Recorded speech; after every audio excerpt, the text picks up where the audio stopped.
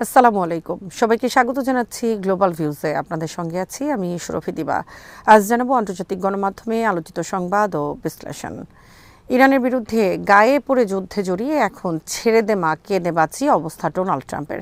৩ দিনের মধ্যে ইরানের শাসন ক্ষমতায় বদল আনবেন এমন বাগাড়ম্বরের মাধ্যমে হামলার সূচনা করেছিলেন মার্কিন প্রেসিডেন্ট এবং ইসরায়েলের প্রধানমন্ত্রী বেনিয়ামিন নেতানিয়াহু। তারা ভাবতেই পারেননি ইসরায়েল ও মধ্যপ্রাচ্যের মার্কিন ঘাঁটিগুলোতে এভাবে ২৫ দিন ধরে টানা ভয়াবহ আঘাত হানবে ইরান। এখন অবস্থাটা এমন দাঁড়িয়েছে, ট্রাম্প কখনো হুমকি দিচ্ছেন, কখনো সমঝোতার কথা বলছেন, কখনো বিজয়ের বুলি আওড়াচ্ছেন, কখনো অসহায়ের মতো বলছেন বিজয় ঘোষণার সময় এখনো আসেনি। দৃশ্যপট বলছে ট্রাম্পের এই বিজয় ঘোষণার সময় সম্ভবত আর আসবে না। দাপুটে ইরানের কাছে হার মেনে মধ্যপ্রাচ্য থেকে লেজ গোটাতে হচ্ছে মার্কিন প্রেসিডেন্টকে। মার্কিন কর্মকর্তাদের বরাতে ইসরায়েলের ইয়েদিওথ আহরনোথ জানিয়েছে, ইরানের সঙ্গে যুদ্ধ বন্ধের জন্য আগামী ৯ এপ্রিল তারিখ নির্ধারণ করেছেন মার্কিন কর্মকর্তারা। যুদ্ধ থেকে পালানোর জন্য ইরানের সঙ্গে আলোচনা চলছে বলে অসত্য তথ্য দিচ্ছেন মার্কিন প্রেসিডেন্ট।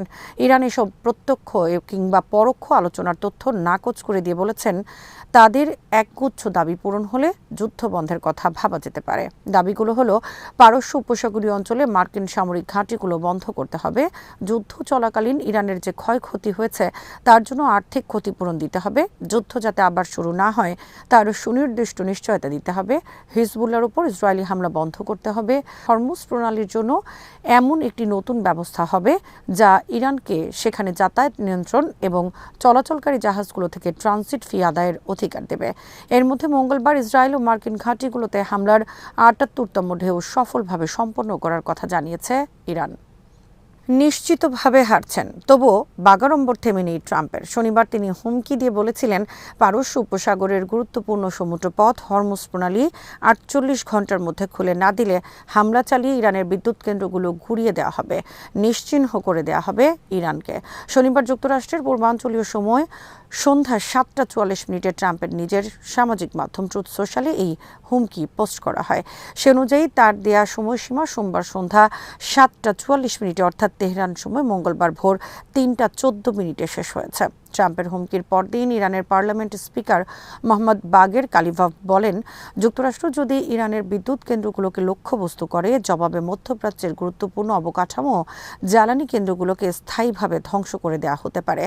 ইরানের আধা সরকারি সংবাদ মাধ্যম মেহের নিউজ উপসাগরীয় অঞ্চলের বিদ্যুৎ কেন্দ্রগুলোর একটি মানচিত্র প্রকাশ করে হুঁশিয়ারি দিয়ে জানায়, ট্রাম্প যদি তার হুমকি বাস্তবায়ন করেন তবে এই অঞ্চলের দেশগুলো যেন বিদ্যুৎকে বিদায় জানায়। জাতিসংঘের সামুদ্রিক সংস্থায় নিযুক্ত ইরানের প্রতিনিধি রোববার জানান, ইরানের শত্রু দেশগুলোর জাহাজ বাদে বাকি সবার জন্য হরমুজ প্রণালী খোলা রয়েছে। তবে দিনের শেষ ভাগে ইরানের সশস্ত্র বাহিনীর সদর দপ্তর ঘোষণা দেয়, যুক্তরাষ্ট্র যদি বিদ্যুৎ কেন্দ্রে হামলা চালায় তবে তারা অনির্দিষ্টকালের জন্য এই প্রণালী বন্ধ করে দিতে প্রস্তুত। সোমবার ইরানের ইসলামী বিপ্লবী গার্ড বাহিনী বা IRGC আরও জানিয়েছে, দেশের বিদ্যুৎ কেন্দ্রে যে কোনো হামলার একই ধরনের জবাব দেওয়া হবে। পলায়ন পর ট্রাম্প এবার আওয়াজ নিচু করলেন। IRGCর করা হুঁশিয়ারির কয়েক ঘন্টা পর প্রেসিডেন্ট ট্রাম্প জানালেন, সপ্তাহান্তে যুক্তরাষ্ট্র ও ইরানের মধ্যে ফলপ্রসূ আলোচনা হয়েছে এবং তিনি ইরানের বিদ্যুৎ ও জ্বালানি কেন্দ্রগুলোয় হামলা ৫ দিনের জন্য স্থগিত রাখবেন। অথচ এই ধরনের কোনো আলোচনাই হয়নি। ট্রুথ সোশ্যালে সোমবার তিনি লেখেন, আমি অত্যন্ত আনন্দের সঙ্গে জানাচ্ছি, গত ২ দিনে যুক্তরাষ্ট্র ও ইরানের মধ্যে আলোচনা হয়েছে। এতে মধ্যপ্রাচ্যে আমাদের বিরুদ্ধে শত্রুতাপূর্ণ কর্মকাণ্ড সম্পূর্ণ ও চূড়ান্ত সমাধানের বিষয়ে অত্যন্ত ইতিবাচক ও ফলপ্রসূ আলাপ হয়েছে। ট্রাম্প আরও লেখেন, এই গভীর বিস্তারিত ও গঠনমূলক আলোচনার মেজাজ ও সুর বিবেচনা করে আমি প্রতিরক্ষা বিভাগকে ৫ দিনের জন্য ইরানের বিদ্যুৎ কেন্দ্র এবং জ্বালানি অবকাঠামোতে সব ধরনের হামলা স্থগিত রাখার নির্দেশ দিয়েছে। এই আলোচনা সপ্তাহ জুড়ে চলবে। ট্রাম্পের এই বক্তব্যের পরপরই নাম প্রকাশ না করার শর্তে একটি ইরানি সূত্রের বরাত দিয়ে ইরানের আধা সরকারি বার্তা সংস্থা ফার্স নিউজ জানিয়েছে, ডোনাল্ড ট্রাম্পের সঙ্গে তাদের সরাসরি বা মধ্যস্থতাকারীর মাধ্যমে কোনো যোগাযোগ হয়নি। এই সূত্র দাবি করেছে, ইরান তাদের বিদ্যুৎ কেন্দ্রগুলো লক্ষ্যবস্তু করার হুঁশিয়ারি দেওয়ার পর ট্রাম্প পিছু হটেছেন। নিজে বাঁচার জন্য ট্রাম্পের এই অবস্থান। প্রতিবেদনে আরও বলা হয়েছে, ট্রাম্প ইরানের সঙ্গে আলোচনা চলছে বলে জানালেও সূত্রটি এ ধরনের কোনো যোগাযোগের কথা অস্বীকার করেছে। এদিকে সোমবার ফ্লোরিডার একটি বিমানবন্দরে তিনি সাংবাদিকদের জানান, রোববার শুরু হওয়া আলোচনা সোমবারও অব্যাহত থাকবে। তিনি বলেন, আমাদের মধ্যে বেশ জোরালো আলোচনা হয়েছে, দেখা যাক এগুলো কোন দিকে নিয়ে যায়। আমি বলবো, আমাদের মধ্যে প্রধান বিষয় ঐকমত্যের ক্ষেত্র তৈরি হয়েছে, এমনকি প্রায় সব বিষয়ে আমরা একমত হতে পেরেছি। ট্রাম্প যোগ করেন, ইরান একটি চুক্তি করতে খুব আগ্রহী, আমরাও একটি চুক্তি করতে চাই, সম্ভবত ফোনের মাধ্যমে আমাদের কথা হবে। ট্রাম্প জানান, তার মধ্যপ্রাচ্য বিষয়ক দূত স্টিভ উইটকফ এবং জামাতা জারেড কুশনার এই আলোচনা চালাচ্ছেন। ইরানের কোনো কর্মকর্তার সঙ্গে কথা হচ্ছে, তার নাম উল্লেখ না করলেও ট্রাম্প জানান, এই আলোচনায় ইরানের একজন শীর্ষ পর্যায়ের সম্মানিত নেতা অন্তর্ভুক্ত আছেন। তবে ট্রাম্প জানান, সর্বোচ্চ নেতা মোস্তফা খামেনির পক্ষ থেকে যুক্তরাষ্ট্র এখনও কিছু জানতে পারেনি। মোস্তফা খামেনি বেঁচে আছেন কিনা তা তিনি নিশ্চিত নন। ট্রাম্প যোগ করেন, তিনি মোস্তফা খামেনির মৃত্যু কামনা করেন না, অথচ কয়েকদিন আগে যুক্তরাষ্ট্রের সঙ্গে সুর মিলিয়ে ইসরায়েলের তরফে বলা হয়েছিল, ইরানের সর্বোচ্চ নেতা যিনিই হবেন তাকে হত্যা করা হবে। বিশ্লেষকরা বলছেন, যুদ্ধের 3.5 সপ্তাহ পর ট্রাম্পের এই বক্তব্য যুদ্ধ থেকে তার পলায়নপর মানসিকতাকে স্পষ্ট করছে। ট্রাম্পের এসব দাবির পর সামাজিক যোগাযোগ মাধ্যমে এক্সে এক পোস্টে ইরানের পার্লামেন্ট স্পিকার বাকের কালিবাফ লেখেন, যুক্তরাষ্ট্রের সঙ্গে কোনো আলোচনা হয়নি। আর্থিক ও তেলের বাজার নিয়ন্ত্রণ করতে এবং যুক্তরাষ্ট্র ইসরায়েল যে চোরাবালিতে আটকে গেছে তা থেকে বাঁচতে মিথ্যা খবর ব্যবহার করা হচ্ছে। দ্বিতীয় একটি পোস্টে কালিবাফ লেখেন, ইরান আগ্রাসনকারীদের পূর্ণাঙ্গ ও অনুশোচনামূলক শাস্তি দাবি করে। এ লক্ষ্য অর্জিত না হওয়া পর্যন্ত ইরানের কর্মকর্তারা দৃঢ়ভাবে তাদের সর্বোচ্চ নেতা ও জনগণের পাশে রয়েছেন। কালিবাফের পোস্টের আগে এক বিবৃতিতে ইরানের পররাষ্ট্র মন্ত্রণালয়ের মুখপাত্র ইসমাইল বাকাই যুক্তরাষ্ট্রের সঙ্গে আলোচনার খবরটি অস্বীকার করেন। তিনি জানান, হরমুজ প্রণালী এবং যুদ্ধ বন্ধের শর্ত নিয়ে তেহরানের অবস্থানে কোনো পরিবর্তন আসেনি। বাকাইয়ের বরাতে ইরানের রাষ্ট্রায়ত্ত বার্তা সংস্থা ইরনা জানায়, যুদ্ধ বন্ধের জন্য যুক্তরাষ্ট্রের আলোচনার অনুরোধ নিয়ে কিছু বন্ধু দেশের কাছ থেকে বার্তা পাওয়া গেছে। বাকাই আরও জানান, এর জবাবে ইরান তাদের গুরুত্বপূর্ণ অবকাঠামোতে যে কোনো হামলার ভয়াবহ পরিণতি সম্পর্কে সতর্কবার্তা দিয়েছে। ইরানের পররাষ্ট্র মন্ত্রণালয়ও এক বিবৃতিতে তেহরান ও ওয়াশিংটনের মধ্যে কোনো ধরনের সংলাপের বিষয়টি অস্বীকার করেছে। সোমবার ট্রাম্পের ঘোষণার পর মন্ত্রণালয় বলেছে, ডোনাল্ড ট্রাম্পের এমন মন্তব্যের উদ্দেশ্য হল জ্বালানির দাম কমানো। মন্ত্রণালয়ের বিবৃতিতে বলা হয়, উত্তেজনা কমাতে আঞ্চলিক দেশগুলোর পক্ষ থেকে কিছু উদ্যোগ রয়েছে, তবে তাদের এই উদ্যোগগুলোর বিষয়ে ওয়াশিংটনের সঙ্গেই যোগাযোগ করা উচিত, কারণ তারাই এই যুদ্ধ শুরু করেছে। খবরে বলা হয়, ট্রাম্পের হামলা স্থগিতের ঘোষণার পর তেলের দাম 13% বেশি কমে যায়। চলমান যুদ্ধ বন্ধের সম্ভাবনা নিয়ে বারবার মিশ্র বার্তা দিয়ে আসছেন প্রেসিডেন্ট ট্রাম্প। এর আগে অপরিশোধিত তেলের দাম প্রতি ব্যারেল $120 কাছাকাছি গেলে দ্রুত যুদ্ধ বন্ধের ইঙ্গিত দিয়েছিলেন তিনি। যদিও পরে সেই অবস্থান থেকে সরে এসে সব লক্ষ্য অর্জিত না হওয়া পর্যন্ত যুদ্ধ চালিয়ে যাওয়ার কথা বলেন ট্রাম্প। সম্প্রতি ইরানের সাউথ পার্স গ্যাস ক্ষেত্রে হামলা হলে উপসাগরীয় অঞ্চলের বেশ কয়েকটি জ্বালানি স্থাপনায় পাল্টা হামলা চালায় ইরান। এতে আবার প্রতি ব্যারেল তেলের দাম $115 কাছে গিয়ে ঠেকে।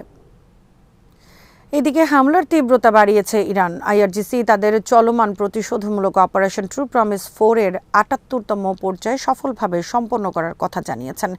এর আওতায় ইসরায়েলের দিমোনা, তেল আবিব এবং ইলাতের মতো অত্যন্ত সংবেদনশীল লক্ষ্যবস্তু সহ মধ্যপ্রাচ্যে অবস্থিত বেশ কয়েকটি মার্কিন সামরিক ঘাঁটিতে হামলা চালানো হয়েছে। মঙ্গলবার এক বিবৃতিতে আইআরজিসি এই অভিযানের সর্বশেষ পর্যায়কে গুরুত্বপূর্ণ অগ্রগতি হিসেবে অভিহিত করে বলেছে, শত্রু শিবিরের ওপর যখন মিসাইল বৃষ্টি হচ্ছিল তখন দেশের কোটি কোটি মানুষ বদ্ধ মুষ্টি নিয়ে বিশাল মিছিলে অংশ নিয়ে ইসলামী প্রজাতন্ত্রের প্রতি তাদের অভাবনীয় সমর্থন জানাচ্ছিল। বিবৃতিতে উল্লেখ করা হয়, এই সর্বশেষ পর্যায়টি যুদ্ধের ইতিহাসে একটি স্বতন্ত্র রেকর্ড স্থাপন করেছে। বিবৃতি অনুযায়ী অধিকৃত ইলাত বন্দর এবং দিমোনা এবং উত্তর তেল আবিবের লক্ষ্যবস্তুগুলোতে এমাদ ও বহুমুখী যুদ্ধাস্ত্রবাহী কদর মিসাইল সিস্টেম এবং অ্যাটাক ড্রোন ব্যবহার করে আঘাত হানা হয়েছে।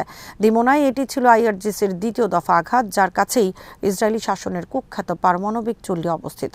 কয়েকদিন আগের পাল্টা হামলায় শহরটি এবং পার্শ্ববর্তী আরাদ শহরে 200-র বেশি মানুষ হতাহত হওয়ায় পুরো ইসরায়েলে আতঙ্ক সৃষ্টি হয়েছিল। আইআরজিসি জানিয়েছে, এই 78তম পর্যায়ে বেশ কয়েকটি মার্কিন সামরিক ঘাঁটিও লক্ষ্যবস্তু করা হয়েছে। বিবৃতিতে উল্লেখ করা হয়, আইআরজিসির অধিকাংশ কমব্যাট ইউনিট এবং ইসলামী প্রজাতন্ত্রের কোটি কোটি বাসিজ স্বেচ্ছাসেবক বাহিনী এখনও যুদ্ধক্ষেত্রে প্রবেশ করেনি। তারা সতর্ক করে দিয়ে বলেছেন, এই বাহিনীর সম্ভাব্য অংশগ্রহণ সংঘাতকে আরও তীব্র করবে এবং আগ্রাসীদের জন্য পরিস্থিতি নিয়ন্ত্রণের বাইরে চলে যাবে। তারা সতর্ক করে বলেন, শত্রুপক্ষের পক্ষ থেকে পরাজয় আড়াল করার বা যুদ্ধের গতিপথ পরিবর্তনের যে কোনো চেষ্টা নজরে রাখা হচ্ছে। যে কোনো পর্যায়ের আগ্রাসনের পরিকল্পনাকারী, বাস্তবায়নকারী এবং সমর্থকদের উপর ইরানের তীব্র আঘাত নেমে আসবে পলকের চেয়েও কম সময়ের মধ্যে। এর আগের পর্বে 4টি মার্কিন ঘাঁটি ও ইসরায়েলের বেশ কিছু সামরিক অবকাঠামোতে হামলার কথা জানায় ইরান। মার্কিন ঘাঁটিগুলো হলো আরব আমিরাতের আদ্দাফরা, ইরাকের ভিক্টোরিয়া, বাহরাইনের পঞ্চম নৌবহর এবং সৌদি আরবের কিং সুলতান ঘাঁটি। ইরানের কিয়াম ও জুলফাকার নামের এক ছাক বিধ্বংসী ক্ষেপণাস্ত্র ও ড্রোন এইসব ঘাঁটিতে সফলভাবে আঘাত হানে। ইসরায়েলের এশকালন, তেল আবিব এবং হাইফা ছাড়াও ইসরায়েলের গুশদান ও আশকালানে অবস্থিত ইসরায়েলি সামরিক অবকাঠামোগুলোতে সফলভাবে আঘাত হানে ইরানের অতি ভারী বিস্ফোরকবাহী ও গাইডেড ক্ষেপণাস্ত্র খাইবার শেকান ও কিয়াম নামের ক্ষেপণাস্ত্রগুলো। একই সঙ্গে লেবানন ফ্রন্টেও ক্রমাগত উত্তেজনা বৃদ্ধি পেতে দেখা গেছে। হিজবুল্লাহ লেবানন ইসরায়েল সীমান্ত বরাবর ইসরায়েলি বাহিনীও তাদের অবস্থান লক্ষ্য করে একাধিক অভিযানের কথা জানিয়েছে। প্রতিরোধ যোদ্ধারা সোমবার দিন ও রাতে তাইবে, বিয়াদ আল ফাকানি, খিল্লেত আল আকসা, ইয়ারুন এবং মিসগাত আম সাইটে ইসরায়েলি সেনাদের জমায়েত লক্ষ্য করে রকেট হামলা চালান। এর পাশাপাশি মারুন আল রাস এলাকায় ইসরায়েলি বাহিনীকে লক্ষ্য করে কামানের গোলা বর্ষণ করা হয়। প্রতিরোধ বাহিনী বেত হিল্লেল ব্যারাক এবং রামত নাফতালি ঘাঁটিও রকেট হামলার লক্ষ্যবস্তু করেছে। ইসরায়েলের উত্তরাঞ্চলীয় বসতিগুলোর জন্য আগে থেকে জারি করা সতর্কবার্তার অংশ হিসেবে প্রতিরোধ যোদ্ধারা পৃথক 5টি অভিযানে কিরিয়াত শামোনায় আঘাত হানেন। দিনের শুরুর দিকে তারা উত্তর ফ্রন্ট জুড়ে ইসরায়েলি সেনা সমাবেশ, সামরিক স্থাপনা এবং বসতিগুলো লক্ষ্য করে আরও কিছু হামলা চালান। ইসরায়েলের আলমা রিসার্চ সেন্টারের তথ্য মতে 2 মার্চ থেকে 23 মার্চ পর্যন্ত হিজবুল্লাহ ইসরায়েলের বিরুদ্ধে 865 দফা হামলা চালিয়েছে। তথ্য বিশ্লেষণ করে দেখা গেছে, সাম্প্রতিক দিনগুলোতে এই অভিযানের মাত্রা এবং ফ্রিকোয়েন্সি বা পুনরাবৃত্তি নাটকীয়ভাবে বৃদ্ধি পেয়েছে। সোমবার একদিনেই 54 দফা আঘাত হানেন লেবাননের প্রতিরোধ যোদ্ধারা।